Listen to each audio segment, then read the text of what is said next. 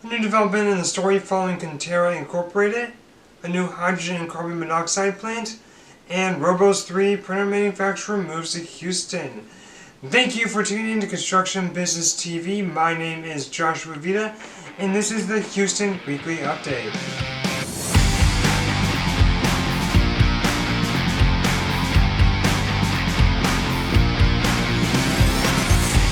Hello and welcome back to this edition of Weekly Update. If this is your first time here, we are glad to have you here with us.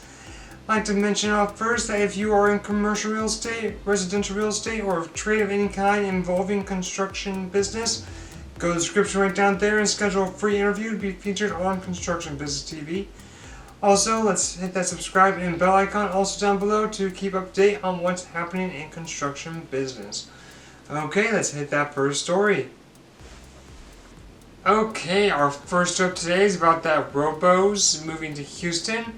So Roboze is an Italian manufacturer of industrial 3D printing technology which opened a new facility in Northwest Houston late last year and is now looking to expand its operation.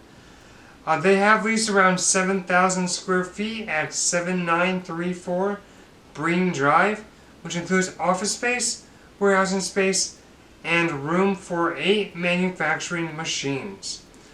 The reason for choosing Houston is because Roboze works with many companies in engineering and aerospace.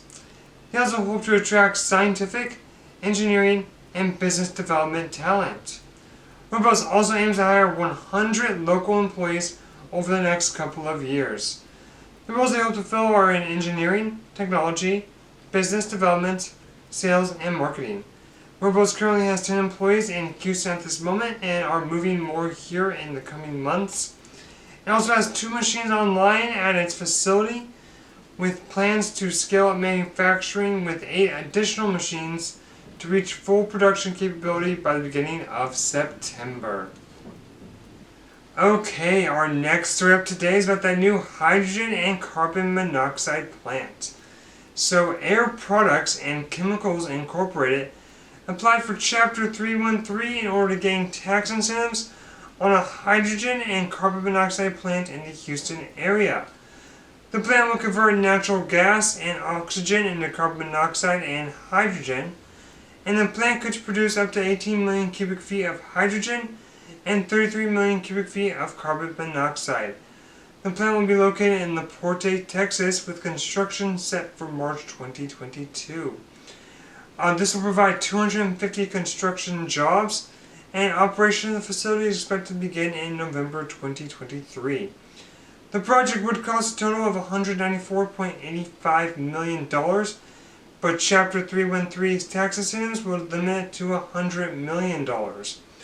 For those who do not know about Chapter 313, what it does is it allows school districts to reach agreements with companies behind certain industrial projects, limiting value of the projects on which the school district can levy property taxes.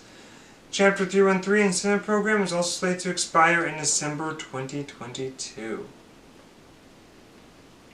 Okay, our last story today is about Katerra Inc. So last week I mentioned the shutdown of Katerra Inc.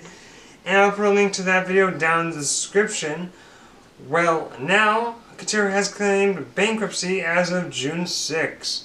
So Katerra Inc. was a construction company with multiple projects in the USA, and the company now has liabilities between $1 billion and $10 billion, and assets of $500 million to $1 billion, and according to Mark Lehman, Katerra's Chief Transformation Officer, Katerra's debt obligations is between $1.29 billion and $1.55 billion. Katerra has said that it is proceeding with certain active projects in some states, but will be demobilizing many of its projects. Katerra was also backed by SoftBank, who made a $200 million recapitalization back in December, and as part of that, Greensill Capital, also backed by SoftBank, agreed to cancel around $435 million in debt owed for a 5% stake in Katerra. Katerra has said the shutdown was due to COVID-19 and its inability to get bonding for projects after the insolvency of Greensill. Also be on the lookout for more stories on Construction Business TV about Katerra projects and what will be happening moving forward. Thank you again for watching this edition of Weekly Update. If you liked the video, make sure to give it a big thumbs up.